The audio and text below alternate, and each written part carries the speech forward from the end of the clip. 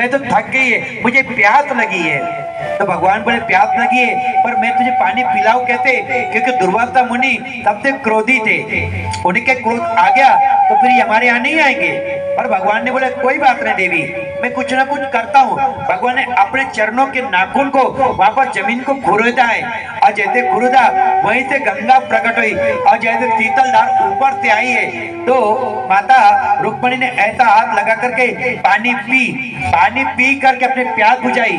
दुर्वासा ने देखा कि अरे, दुर्वासा ने देखा कि द्वारकाधीश ने जल का निर्माण करके रुक्मणी की प्यास बुझाई है। ये बात दुर्वासा को अच्छी नहीं लगी, और दुर्वासा ने कहा अरे कृष्ण द्वारकाधीश, तूने अपने पत्नी की प्यास बुझाई है, अरे तुझे मालूम नहीं मेरा कार्य क्या था? मैंने कहा था अगर आप पत्नी का प्रिय कार्य करोगे तो फिर मैं नहीं आऊंगा, जाओ अब मुझे नहीं आना है, मैं कभी और आ जाऊंगा। दुर्वासा जी वहां से उतर करके अपने आश्रम में वापस आ जाते हैं। भगवान आज रुक्मणी को लेकर के प्रणाम करके, दुर्वासा को प्रणाम करके अपने द्वारका वापस आते हैं। एक दिन की बात है, एक दिन दुर्वासा के मन में ये भाव आया कि चलो आज द्वारका जाकर मैं कृष्ण से मिलकर के आऊं।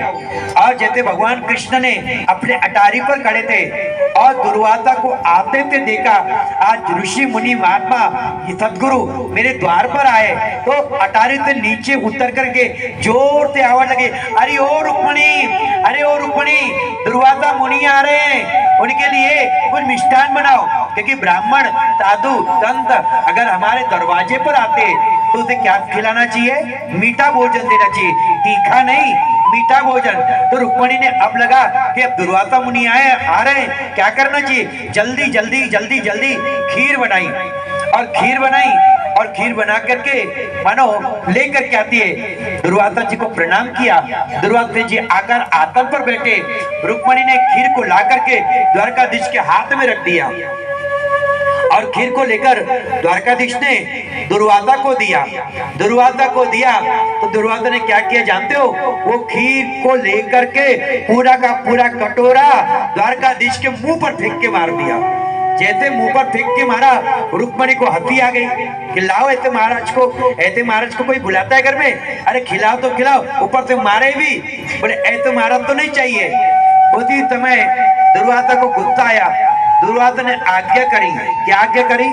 दुर्वासा ने आज्ञा करी क्या कि अरे कृष्ण द्वारकाधीश, मेरी आज्ञा है तुम रुक्मणी को इसी समय महल से बाहर निकाल दो। देखो आज गुरु ने कहा है कि तुम अपनी पत्नी को इस महल से बाहर निकाल दो। अगर किसी का गुरु अगर आपको आकर ये उपदेश करे कि आप अपनी पत्नी को घर से बाहर निकाल दो या पति को घर से बाहर निकाल दो, तो आप अपने गुरु की आज्ञा का पालन करोगे? नहीं करोगे ना। भीतर जाओगे और कैसी पूजा करोगे? लेकर आओगे मोटा डंडा, नहीं डंडा समझ में आए तो वो रोटी बनाने वाला बेलन, और बेलन लेकर के गुरु जी को दिखाओगे, गुरु जी चलते हुआ आप चले जाओ। पर भगवान ने ऐसा नहीं किया, क्योंकि भगवान भी समझते थे इसमें भी कोई ना कोई प्रभु की लीला है करके रुक्मणी को द्वारका से निकाल दिया। आप कभी भी पश्चिम में द्वारका के तीर्थ को जाओगे तो आपको द्वारकाधीश वहां पर अकेले मिलेंगे, वहां रुक्मणी नहीं मिलेगी। गए हो द्वारका? देखे हो रुक्मणी साथ में है? नहीं है। वहां से 16 किलोमीटर 10 किलोमीटर दूर एक गांव है, उस गांव का नाम है माधवपुर। वो माधवपुर में रुक्मणी अकेली वहां पर है, वहां पर रही है रुक्मणी मैया। प्रेम से बोलो जय श्री राधे। और खीर फेंका था गुरुदेव, उस खीर का क्या हुआ? तो आज दुर्वासा ने कहा कि अरे द्वारकाधीश, जो मैंने खीर तुझ पर फेंक के मारी है, पूरे खीर को अपने बदन पर लगा लो। खीर को पूरे बदन पर लगा लिया। देखो कोई तो गरम गरम चिकट चिकट खीर को आपके ऊपर फेंक के मारे तो आप क्या करोगे? उल्टा कटोरा जवाब दोगे ना, गुरुदेव को फेंक के मारोगे। पर गुरुदेव ने क्या कहा कि पूरे खीर को अपने बदन पे लगा लो। आप लगा पाओगे? प्रेम से बोलो जय श्री राधे। तो भगवान ने अपने गुरु की आज्ञा का पालन किया और क्या किया? पूरे खीर को अपने शरीर को लगाया, पर पैर के नीचे नहीं लगाया।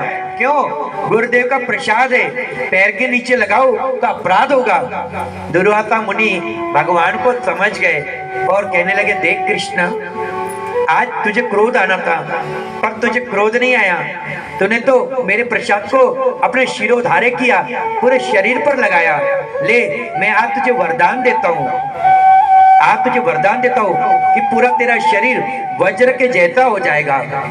भगवान ने हाथ जोड़े पर कृष्ण